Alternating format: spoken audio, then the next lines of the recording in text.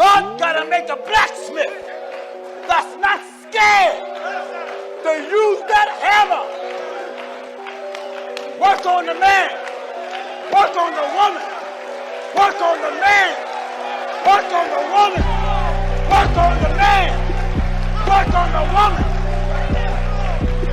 And then when you're done, God look at you and see how beautiful, how wonderful, that you made. What's going on, people? I had to restart my my little cast or show or whatever you want to call it. I'll leave it up to y'all people. But anyway, welcome to another episode of Word of Truth, and I have a couple of questions for y'all before we get started. First and foremost, thank you to the Lord Jesus Christ for this opportunity to share with the world the truth in the matter of all things, and hopefully all ears that's inclined to hear this and that wants to hear this and needs to hear this, let all those ears hear the truth of the word. Okay, so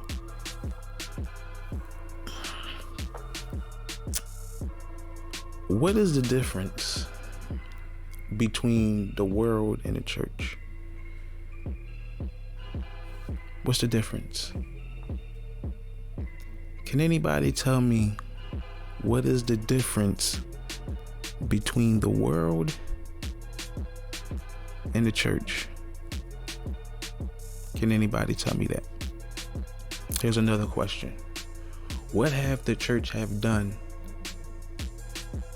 during all these situations that's been going on in the music industry and everywhere, like in the music industry, the politics, the wars that's going on over there with Hamas and Gaza and Israel, and the things that's taking place with Russia and Ukraine and China and North and South Korea, and I mean everybody's in an uproar. And what has the church done, people?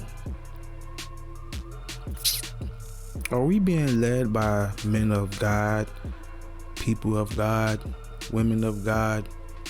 Or are we being led by thieves? Can anybody just answer that question? Because am I losing it? Am I out of the loop? Because sometimes I just sit back and watch people's reaction to certain things, and people don't seem to get it. It's like they lost, you know? It's weird, right? But just think about those questions. What have your leaders in the church have done? Why do you believe in your pastor so much? Let's just break it down. Tonight we're gonna talk before we get into our videos. Just think about that question for a minute. What have your pastors done to help ease the load? Besides give you a little money, huh? Besides give you a little food, huh? Just think about that question, because we have a lot to talk about today, and hopefully I can get through this quickly as possible. We bring you this breaking news coming out of Northwest Miami-Dade. You are looking live at the Turnpike now, where a police chase seems to be coming to an end. So I want to bring your focus right now. This is the Turnpike heading northbound. At last check, this was around Northwest 74th Street. But focus in on that U-Haul van you see right there. So we understand that there was a possible assault on an officer and that this van was stolen, and then a chase ensued on the turnpike heading northbound. We understand there could be several people inside this U-Haul. The tire of that U-Haul van has blown out, and even despite that, it looks like it is still trying to get away, now crashing into an FHP cruiser, but police got this van surrounded. So right now, you're watching this all unfold live on the turnpike. This is in Northwest Miami-Dade, where this stolen U-Haul van led police on a pursuit. Now, we believe there are several people inside of this U-Haul van, believed to be stolen U-Haul van. We can at least see two people. They've got their hands up in the air, surrendering to police. The back door is opening. We've got one more person. Looks like they're trying to jump. They're trying to jump off of the turnpike, but police got a grip on him right now, hanging on. Right now, they've got him. The two others taken into custody. But we've got several officers focusing in on this one man who came out of the back of the truck and tried to jump over this overpass on the turnpike. But it looks like police have a grip on him and are going to pull him back on to the roadway here. This is quite a dramatic scene we are watching unfold right now live from Sky 10. But he is still hanging on, taking off his shirt. His shirt is coming off, as several officers are trying to hang on to this man who is trying to run from police, but they've got him safely now on the ground. 3 people inside that stolen U-Haul van.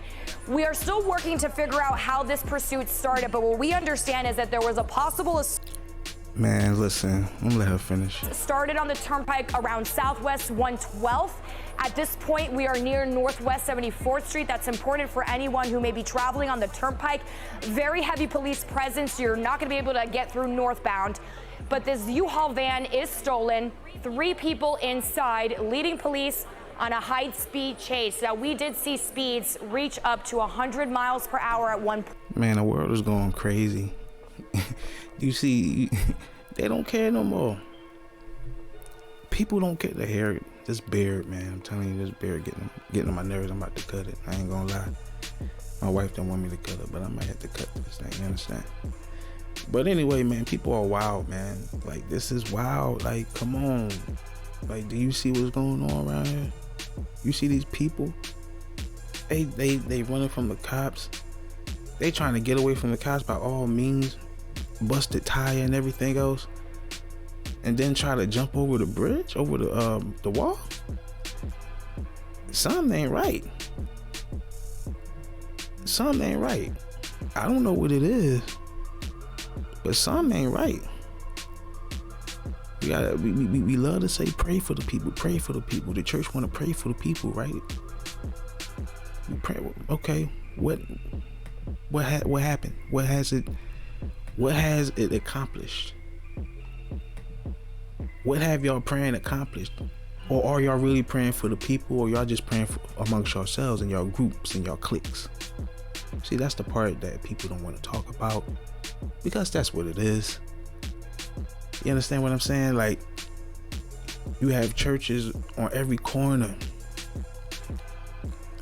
in the neighborhoods, but somehow our neighborhoods are demonizing. Matter of fact, it's possessed by evil, wicked people that are lost.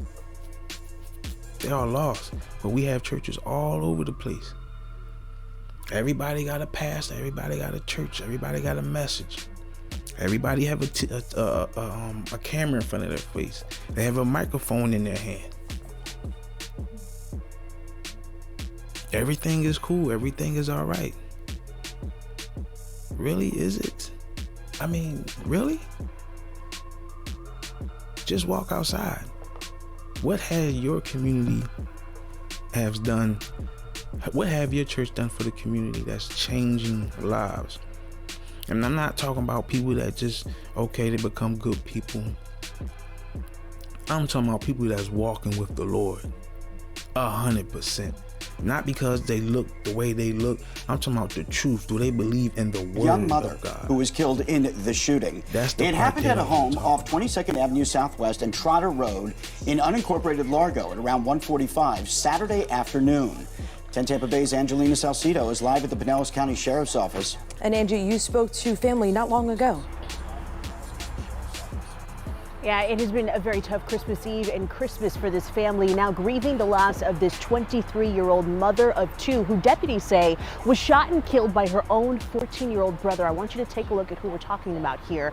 This is Abrielle Baldwin and her two sons. You can see them in the photo there. 6-year-old Jamari and Amir, who is just 11 months old. Her sister gave me this photo after we spoke moments ago. She says their family is heartbroken about her loss in this entire situation as they plan her funeral right before the new year. Now, Bree was killed Christmas Eve in a shooting here at her grandmother's home in Largo after deputies say a fight broke out between her 14 and 15-year-old brothers earlier in the day. Investigators say that fight was reportedly over how many Christmas gifts each brother was getting while the family was shopping. She's just a woman going about life, doing her thing with her two. And this is what I'm talking about Christmas. Look at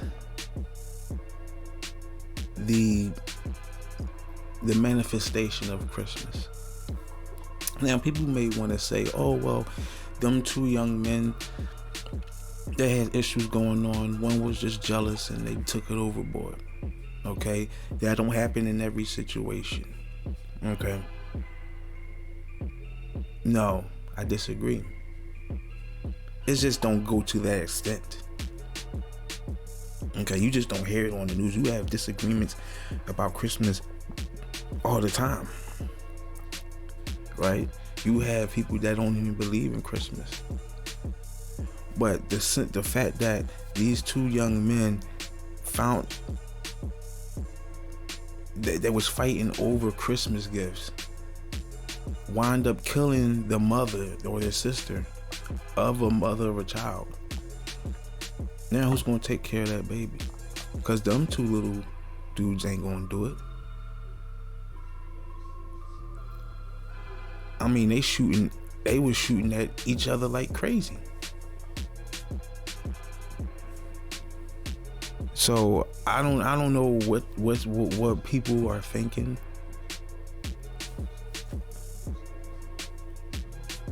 Hold on, I think there's something. Hold on.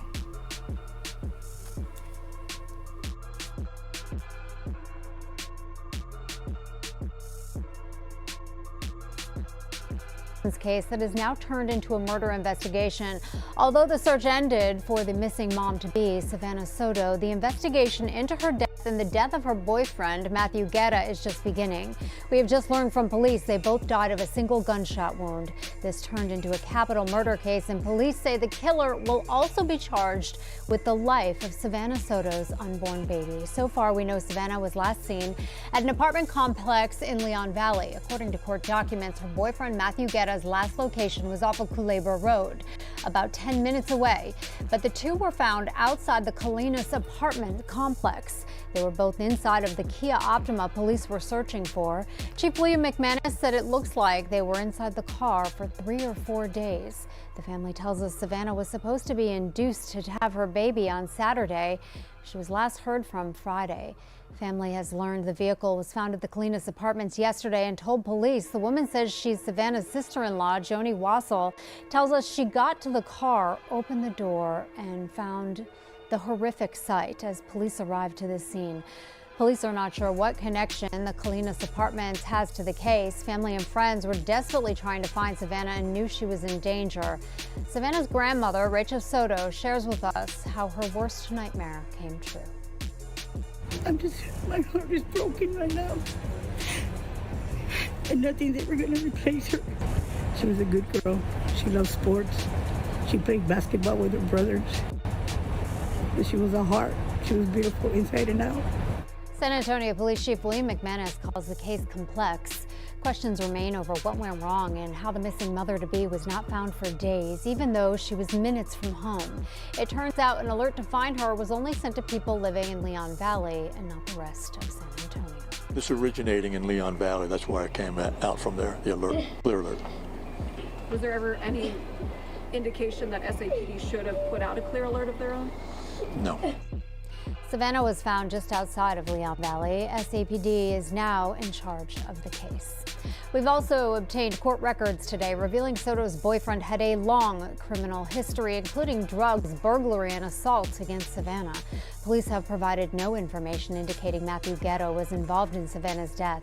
As they continue to investigate, we uncovered Savannah Soto's boyfriend, Matthew Guerra, had been charged with assaulting her on Christmas Day of last year. Guerra was placed on probation for that charge, which was set to end on June of 2024, but court documents show he picked up more charges this past September. A violation report shows Guerra was charged with unlawful carry of a weapon, reckless driving, and evading arrest.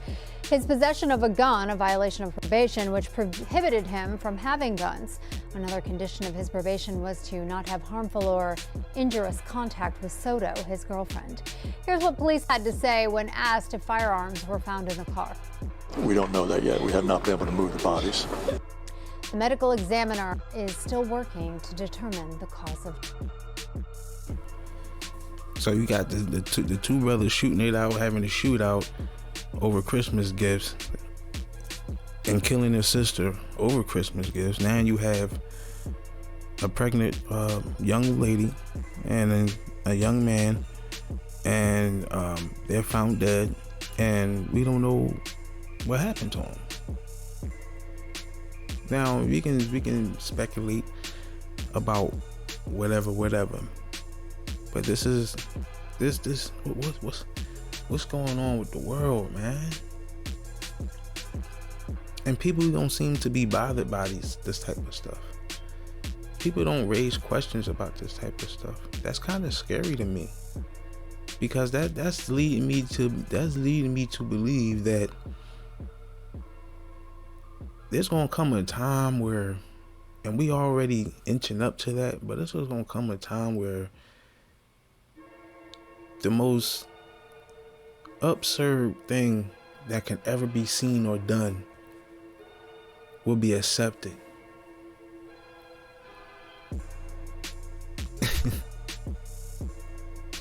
It's wild. We're setting ourselves up for the great mark of the beast. And I don't think people are ready for that. I don't think people are prepared for that. I'm trying to get this thing, and I don't know why it's playing games with me. But anyway, I don't know what to tell you. Rest in peace to those two. My condolences to those family members. And the baby is lost too. So whoever did this, remember, you killed the baby too. You killed the little one. You killed the little one. You understand? That's gonna be major consequences upon your life. That's gonna haunt you for the rest of your life. And I hope whoever did that or participated in it will get exactly what they deserve. Before then, you better repent. But you gonna have to pay for that baby though. That baby that you killed. Unmercifully. Man, you don't know what you're dealing with, my man. Close friend of your parents. After studying under Oral Roberts, Carlton Pearson ministered to 6,000 parishioners at Higher Dimensions Church, which he founded in 1981. A lauded singer with a popular show on Trinity Broadcast Network, Pearson was an ORU regent, even counseled Presidents George H.W. Bush and Bill Clinton. Then, an epiphany of unity that would ironically cause division he didn't see coming. As he explained to us in a 2018 interview ahead of the movie Come Sunday based on his life, Pearson began to think damnation was wrong, that everyone goes to heaven and there is no hell. I just couldn't reconcile in my mind eternal torture, weeping, wailing, gnashing of teeth. It didn't make sense. And my experience of God was not that way. canceled by church members, barred from Oral Roberts University, and declared a heretic. The church building went into foreclosure. Then Pearson met Reverend Marlon Lavenar and discovered his gospel of inclusion wasn't actually groundbreaking. Had no idea that there had been a Universalist church in America for over 200 years that was preaching a similar theology. Pearson brought his family and remaining congregation to All Souls Unitarian. He became affiliate minister at the church that had been predominantly white for decades. And the church became a multiracial congregation almost overnight, and our congregation were delighted. Pearson eventually reconciled with Oral Roberts, and Lavenar said other church leaders apologized as well. Lavenar said if Pearson coveted fame and fortune, he could have repented to his Christian base, but that's not what he stood for. Passionate and brilliant and had integrity and was courageous, but a lot of people don't know that he was also just a wonderful father and a kind friend and just a very real and authentic person. Parishioners, friends, and strangers are sharing stories on social media from all over. Rest in peace to Carsten Peterson. Pearson, my bad. Carlton Pearson.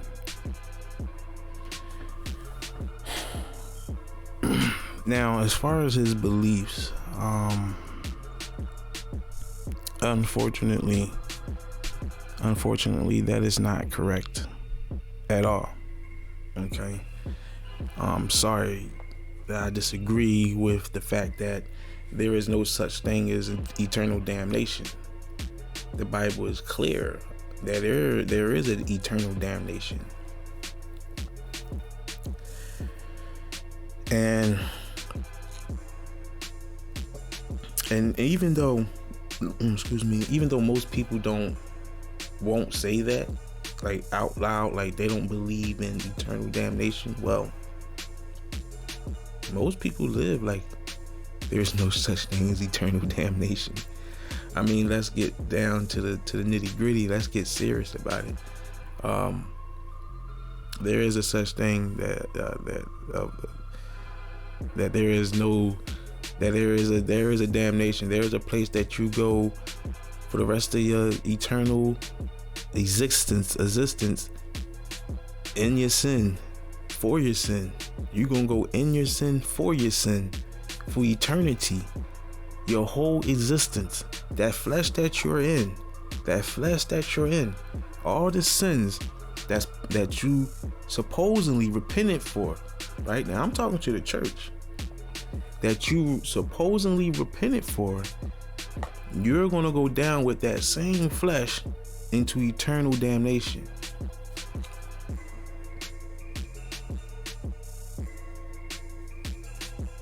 Where is Satan at?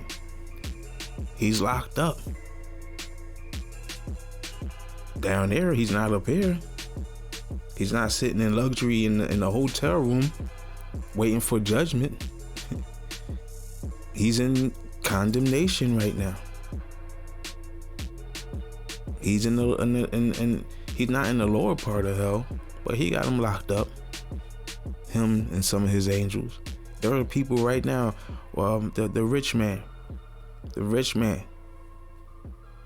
right? And the poor man. Poor man dies, rich man dies. Poor man wakes up in the bosom of Abraham. Abraham takes him to the kingdom. The rich man, he wakes up in torment. He goes ask Abraham.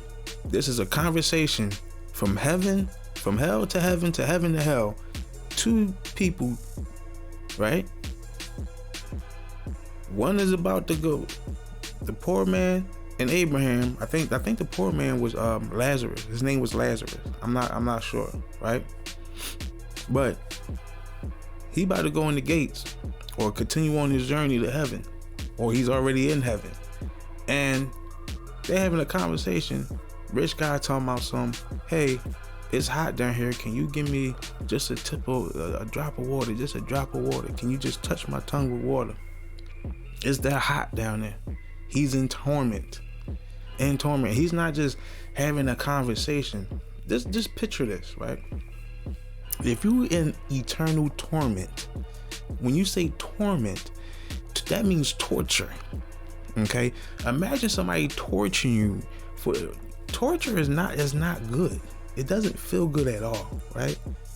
So imagine somebody keeps stabbing you and stabbing you and stabbing you and stabbing you and stabbing you, and you never die. You feeling every cut, every lash, every bone crack, right?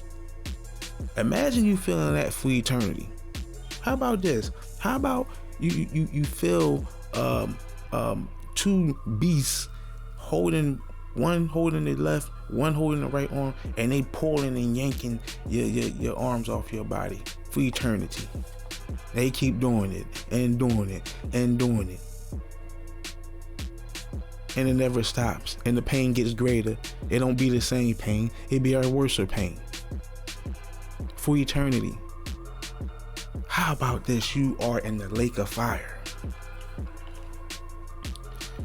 In the lake, a pool, a bath, water of fire that never seems to cool down, never cease to cool down.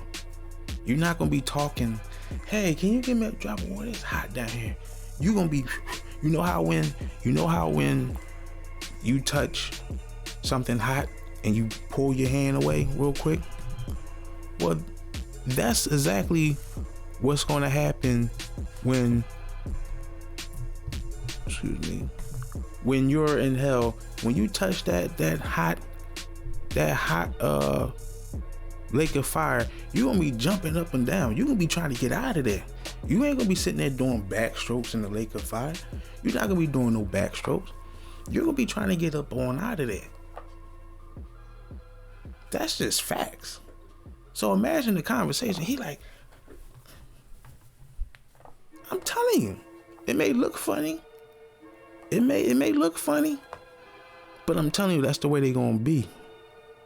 In fact, if you want to hear something, and I don't even know if it's true or not, but if you go search where the men dug a hole and put a camera, an audio mic down there to hear what's going on. I don't know how deep the hole was, but it was a deep hole, and they heard voices of millions of people, probably billions of people screaming.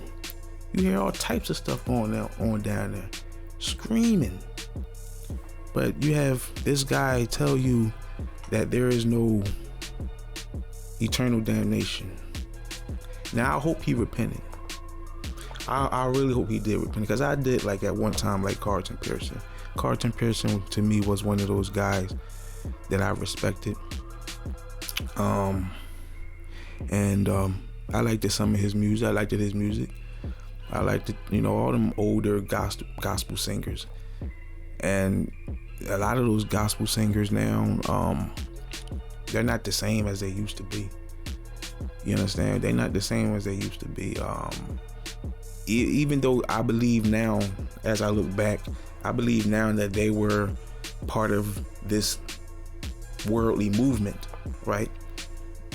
I look back and there are some people now that I see that are part of this worldly movement. I'm not going to say their name right now.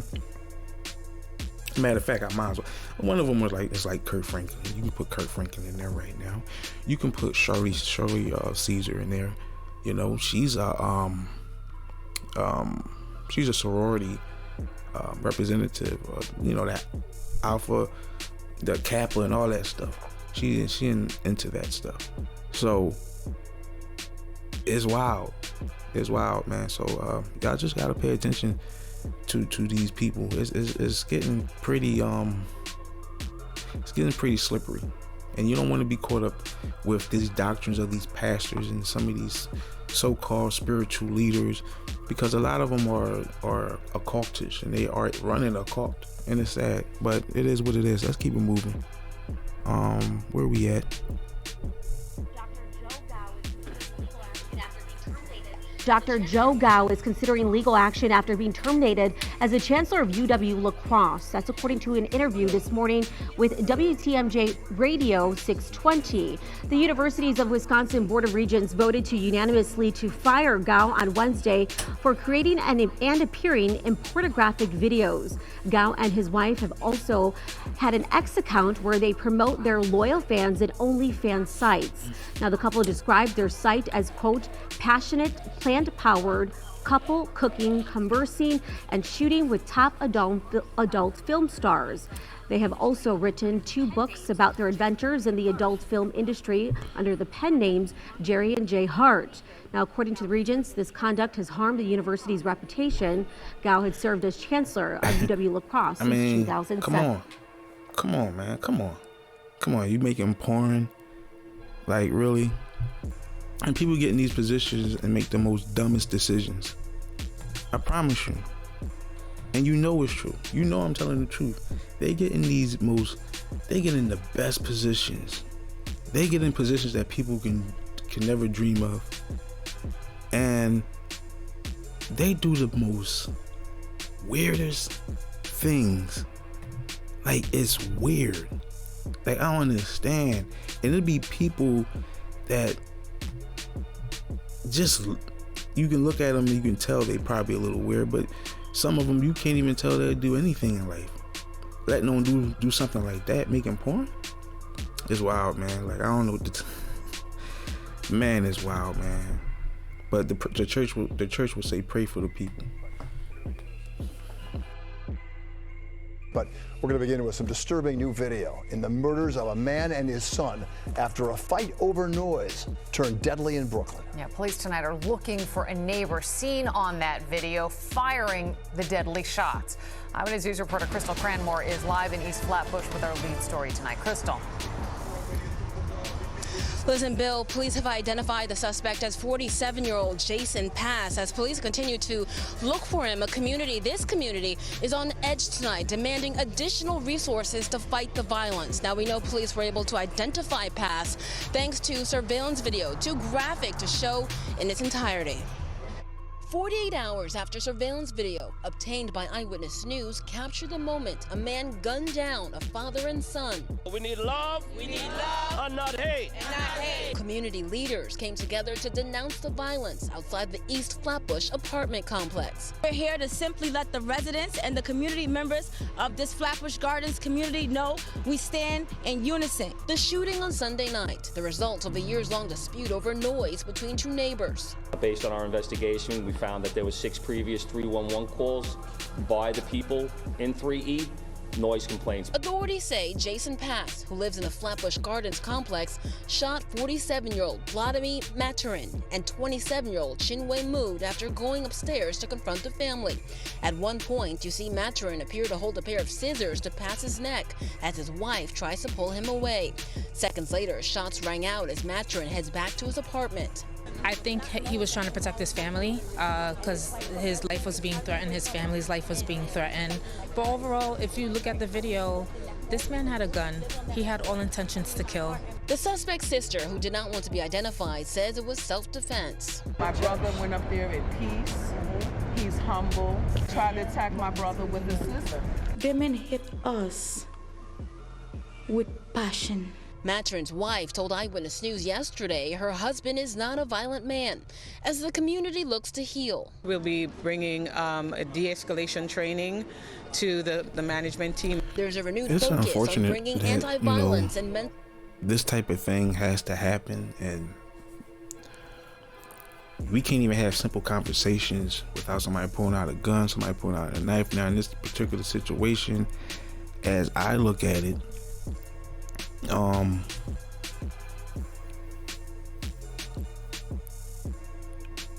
if a man is coming after me with a knife, I'm pulling out my gun. It is what it is. Now, if he don't stop pursuing me and he comes charging at me with a knife, I'ma shoot him. In this particular situation,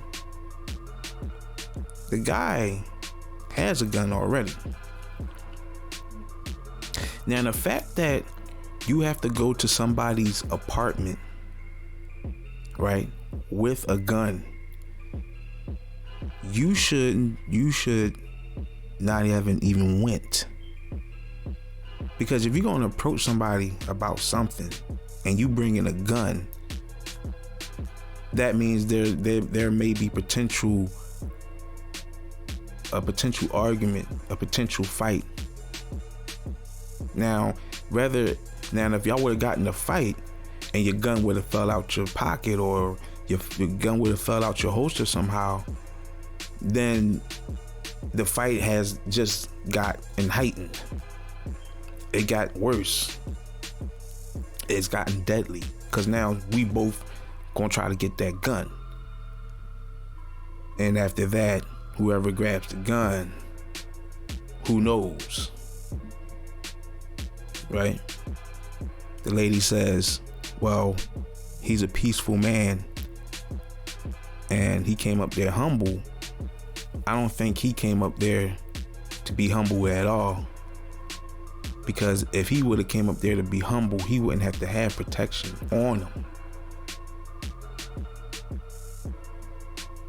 Just in case they did fight. Now, I don't know the relationship between these two guys, but at the end of the day, a man has lost his life, and not on top of that, he shoots him in the back. He's no longer a threat at this point. So he shot him in the back. So at the end of the day, he just needed an excuse to shoot. And that was poor judgment on this man's behalf.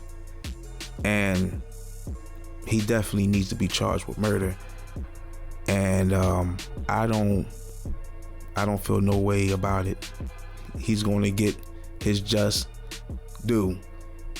And if he don't repent,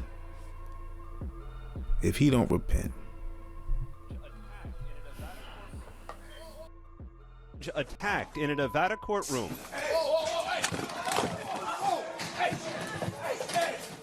Chaos erupting moments after what appeared to be a calm sentencing. Deobra Redden, a repeat offender, had pleaded guilty to attempted battery with substantial bodily harm, but argued to Judge Mary Kay Hothus he did not deserve another trip to prison.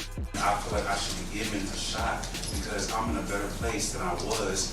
The judge reminded Redden of his lengthy criminal record. 3 felonies, a gross, 9 misdemeanors, multiple DVs.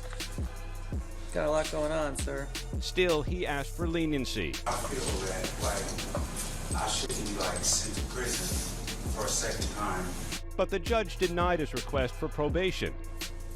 I appreciate that, but I think it's time that he gets a taste of something else because I just can't with that history. In accordance with the laws of the state of Nevada, this court...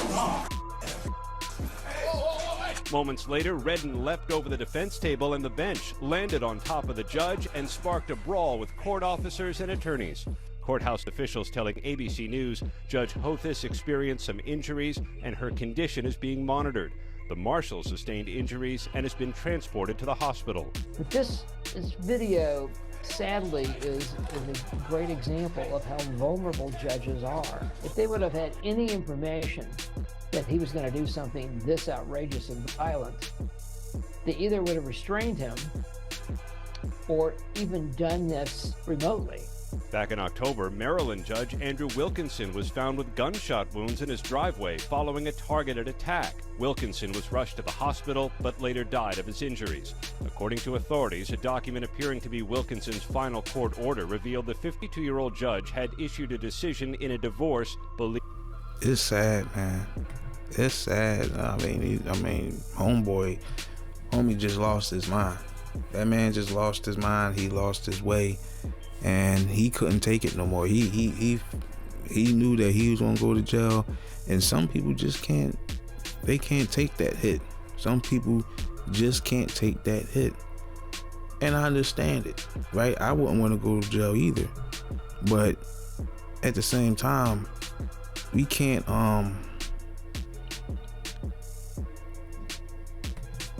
We gotta let these guys get their sentence. You do the time, you do the crime, you do the time. And the way he just flew over that, that was pretty amazing. I never seen that. That was pretty amazing. He flew over that. He needs an Olympic gold medal. What position do they have in the Olympics for that man right there? Because the way he flew over that, what? Matter of fact, you know that thing where they jump backwards, right? Where they jump backwards, right? I don't know what they call that, but they grab the stick and then they go like this and they jump. He needs to be in that joint, or he needs to be in one of those races where he hurdles. He got ups. Matter of fact, he should be playing basketball. I mean, what is he doing with his life? I mean, all jokes aside, man. What is he doing with his life? Another young man, another black man in jail. And, you know, it could have been prevented. But nobody is teaching these men and nobody's looking out for these men. So it is what it is. Let's go to the next one. I'm about to play. There's going to be some commentary in this one. But I may mute it and talk over the commentary. So let's see what's going on here. Right? Look at this thing moving right here. What is that thing, bro? You guys see that? Look at this. What is that? For real, what the f is that? Yeah, ladies and gentlemen, that's the footage that everyone's talking about. All right, so that was one of the footages I wanted to show. Like, I could have got a better one, but this Miami mall alien situation is pretty. I mean, it's crazy. You know, you got footages of, you know, dark figures just going across the screen in the background. You got other figures that's walking in the mall. You got these figures that's walking outside the mall. I don't know what to believe, to be honest with you. I really don't know what to believe, but it's safe to say something is weird going on. And I wish I had some better footage. I may throw some footage in there, but so you can get a whole look at the whole thing, what I'm talking about. But it's some of this stuff may be AI generated. Some of this stuff may be the way the cameras are, because a lot of this stuff is blurry and you really can't see what's going on. But those figures that was walking outside, it looked kind of convincing, but it could have been that there was 3 of them and it looks like they was walking so close, and it may look like there was one entity, but it's really 1 or 2, you know what I'm saying? I don't know, people there, or 2 or 3 people there. So I mean, but the fact that they had 50, let me see if they got some more here. I think he does. No, he don't. Hope he don't keep talking. He will. But the fact that that they have all these cops on the strip in Miami tells me a lot.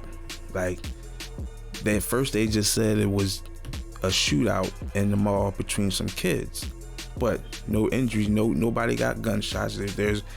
There were nobody took into jail, not that I know of. No gun shell casings, right? I don't know. You know, we ain't get the full story. We don't know anybody got arrested for that incident.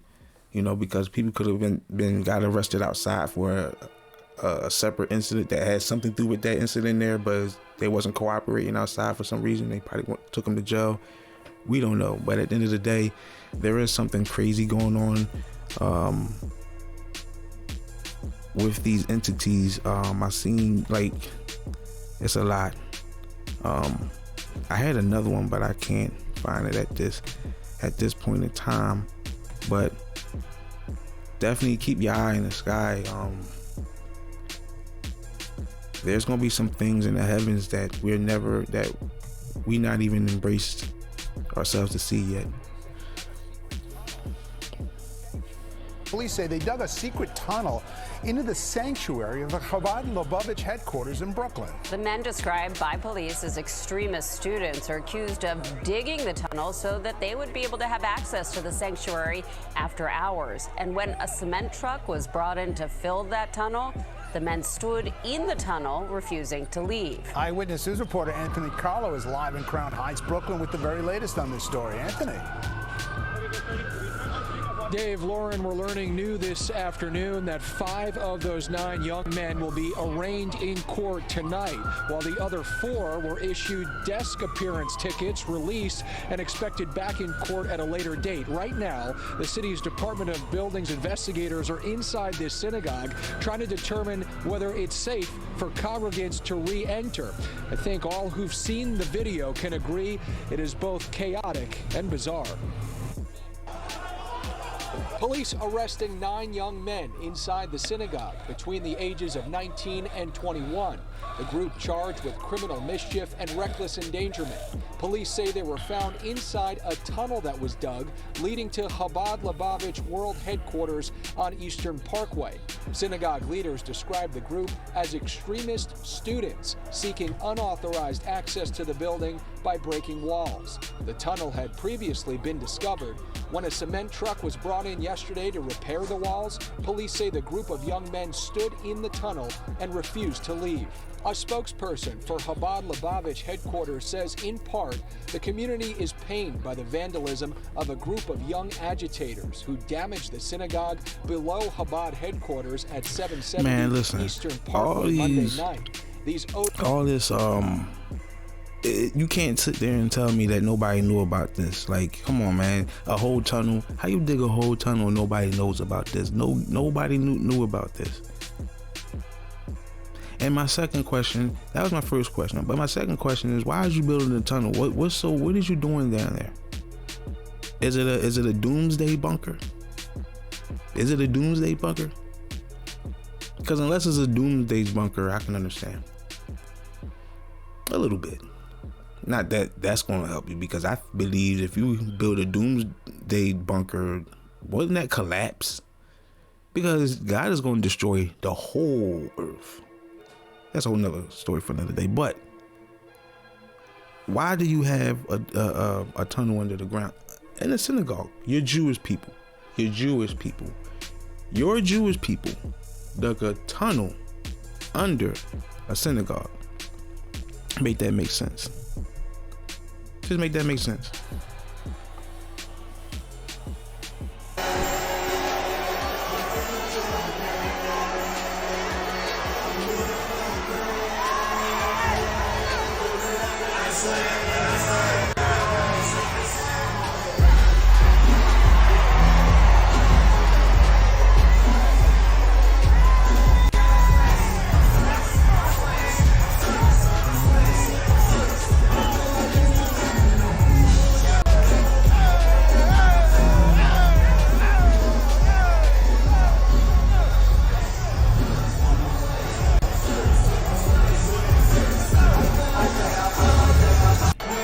So this is what you call the blonde leading the blonde. We're gonna have a commentator on that one, but that's okay.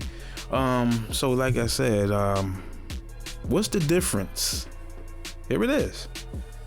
How far are we in? Oh man, we about 45 minutes in. We just about to get into our conversation. This is by mistake though. And I said I was trying to be done this in half an hour, man. So hard. But what is the difference between the world and the church? Atlanta.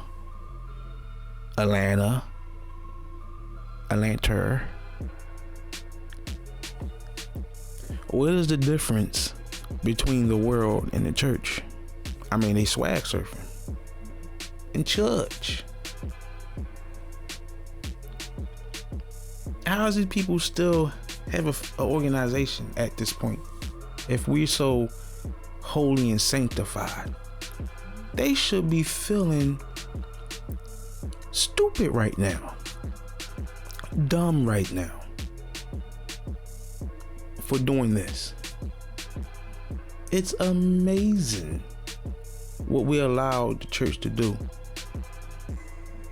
It's amazing on how we have all these so-called leaders that we look up to do all these things in the world, and we don't question none of it, and we just let them keep on going, doing whatever they want to do. All these televangelists now. Everybody's a televangelist. Everybody wants to have the camera in front of their face. They want to have the lights, camera, action. They want the sinner, the sinner sermon. They want a sinner sermon, not a sinner sermon, a cinema sermon, a cinema sermon, a cinema sermon. That's what they want to have, a cinema sermon. They want to have a concert feel in church. Look at the church. Look. Is you know, lights, cameras, act. It's a club. It's no different if you go into a club with the TVs all over the place, smoke all over the place. You got smoke in the church.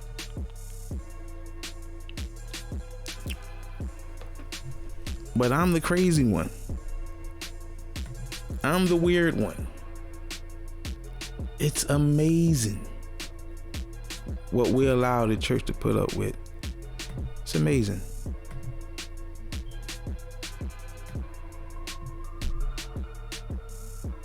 Oh, I don't know what this is. Woman charged with, oh, okay. Another case of a person that can't take it no more, or just lost it, or just had it up to here.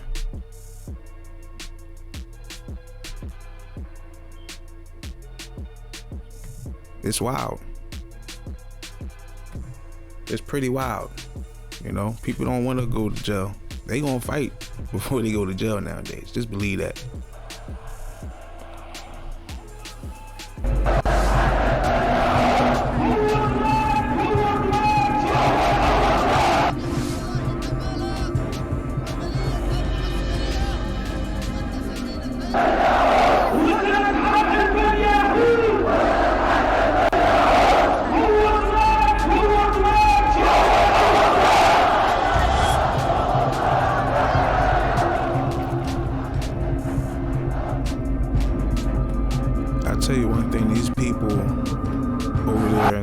Hamas and Israel, and Palestinians, these people ain't playing. These people ready for war. Yeah, man. These people are ready for war. And I'm gonna tell you something. These Americans over here, our people, the home of the brave or the slave. Oops, I hope I ain't tricking nobody. But it is. We've been taken out of Egypt and brought back to America. And everybody wanna go to America. Where everybody back then wanted to go to Egypt. Egypt was the place to go, right? Full of milk and honey, full of lavish lifestyles. And America has taken on that role. Like, America is probably number 1 or 2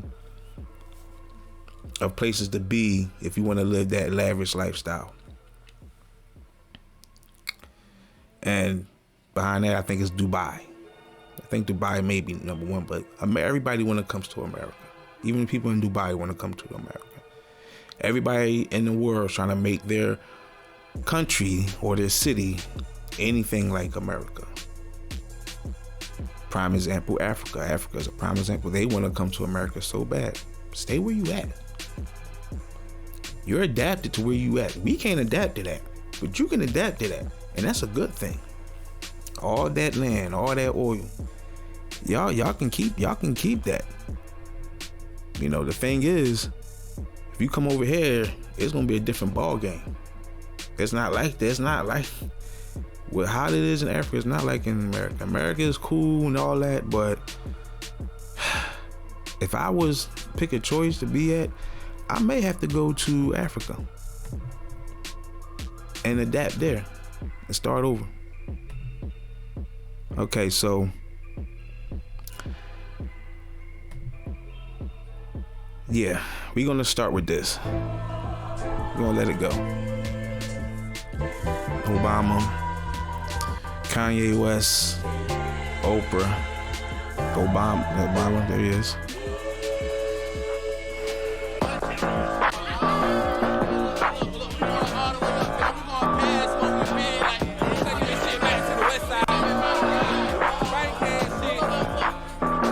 Yeah.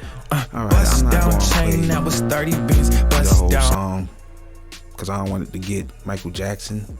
I don't want to get. We just gonna talk through this. Here go Lil Nas X again. Church.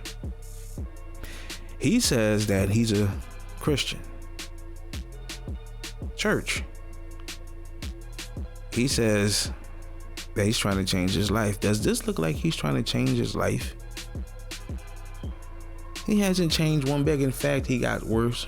And he's mocking you Christians. He ain't mocking me. Because I know who I believe. Right? He's mocking you Christians. What you gonna do about it? He played your game. Or he's playing you. He's playing your belief. He's playing your God. What you gonna do? What I'm gonna do? First of all, Lil Nas X, the God that you serve, that is not my God. You serve Satan, your father, your daddy. And everybody that's around him that believes in that crap, y'all all gonna go to hell if you don't repent. You got time to repent. I give you that. We all got grace. We all got time to make it right. But let's get down to the nitty-gritty. If y'all Christians accept this nonsense, y'all gonna go exactly where he's gonna go too. And if you fail to speak on this matter about all these people mocking Christians, I don't believe in Christianity. I'm talking about Christians, people that followers of Christ, believers, real believers, true believers. Because I can say Christian, but that's still not going to hit.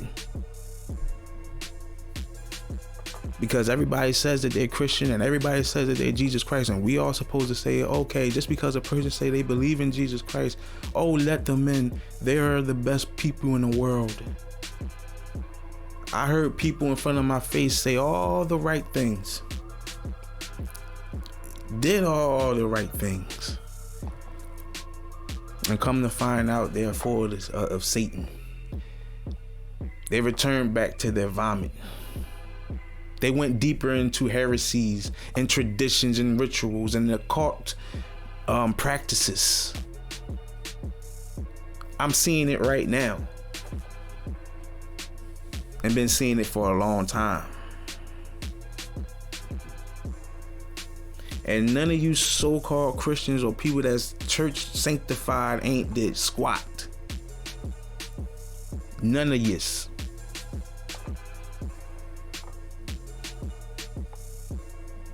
There are some people out here telling the truth. Don't get me wrong. I'm talking about the so-called church in the whole. Y'all ain't did squat. In fact, Jesus made it clear when he said when he said this temple was going to be put down and raised up again in 3 days. He wasn't talking about the building that he was in at that time, because the Jewish people or the Pharisees or Sadducees or scribes or whoever he was talking to at that time, they talking about some how you gonna build this building back up in 3 days? It's a whole building. That don't sound right. No, he said this body. He's not a temple made with hands. He's not in a temple made with hands, even though he was in a temple made with hands. And he wasn't talking about that temple that was made with hands. He was talking about him himself being put down and raised up again in 3 days, even though he can raise up a temple in 3 days. How about that? So no, the church in itself has demons in them. Oh, how about the demon that was in the synagogue? The church. Because churches and synagogues are the same thing. It's a place of worship. Mosque and all that stuff. It's the same thing as a church. They just give it different names for their religion or their tradition. What has the church done? Squat. You can't name me. I asked the question. Name me one true prophet. Just one. One. Can you show me one true prophet? Can you show me one true apostle? True, 100% true. Believe in all of the word, not some of the word, not all the word, but this word, the whole word, and believe in the same thing. Can you? I don't think you can. And the reason why you can't is because you're so worldly. You're full of the world. And until you stop being full of yourself and full of this world and this filth, your life gonna be the way it's gonna be. Things gonna turn out worse than you thought it was gonna turn out to be. Things gonna start crumbling down. Sooner or later, you're gonna feel the heat. And the question is, are you ready for that heat? Are you ready? And last and not least, I'm not dealing with these soft Christians that always have to got to soften the pillow before they tell the truth. I'm not softening no pillow to tell the truth. You're going to get it exactly how the word says give it. Because if I give it to you in charity, I'm giving it to you for free. If I'm going to be a cheerful giver, that means I'm happy to give it to you. It doesn't mean I'm coming up to you skipping with a lollipop saying, you want to hear the good news? And here's a cupcake for you. That's not a cheerful giver. A cheerful giver is a person that gives it to you and they happy to give it to you. They give it to you and they happy to give it to you. A person that do it for a person that do it for charity, do it for free. And they're not going to withhold the truth. And it's sad to say that some of these pastors that's in these churches know the truth and proceed to tell a lie. They will say one thing in front of your face and then write down or say something different to somebody else or something different on a piece of paper. See, what they put down on a piece of paper, that's how they feel. What Carlton Pearson said about, hey, I don't believe in eternal damnation, that's how he feels. Is that truth? Nah. But that's how he feels. But until you people that know the truth stand up and start pointing out heresies, contradictions, misinformed people, we gotta stop. No, we gotta stop. We gotta stop ordaining people on social media to be men of God and women of God just because they have a certain speech, a certain way they talk, or they say certain catchphrases, or they know how to put their words together. We that don't mean nothing. You just know how to talk. You're a slick talker. I call them slick talkers. I don't have to change my voice. I don't have to do none of that when I talk about the Lord. Because the same way I'm gonna talk about the Lord right here, if you give me a mic on the pulpit, it's the same way you're gonna get it. It ain't gonna be no change. It ain't gonna be no type of hyper projection in my voice. You know what I'm saying? You're not gonna hear none of that. You're gonna get it exactly how you're getting it right now. And that's what people look for. They have itchy ears. They want to hear something different. They want to hear somebody say it a different way.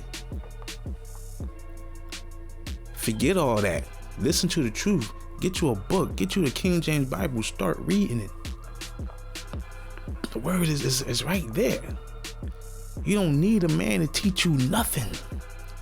The book, the Holy Ghost, is the teacher. The Holy Ghost is the teacher. The Holy Spirit is the teacher. I'm just gonna leave it like that. It's 3:16. We did an hour and 4. We did pretty good. Watch out for some more videos coming out. Y'all come back when I come back. I might not see this beard. Yeah, I mean, I might have to cut this off, you understand? But I'm gonna try, like I said, I'm gonna try to keep doing this, and hopefully y'all enjoyed this show. There's a couple distractions, but sometimes you're gonna get that until I get me a real studio.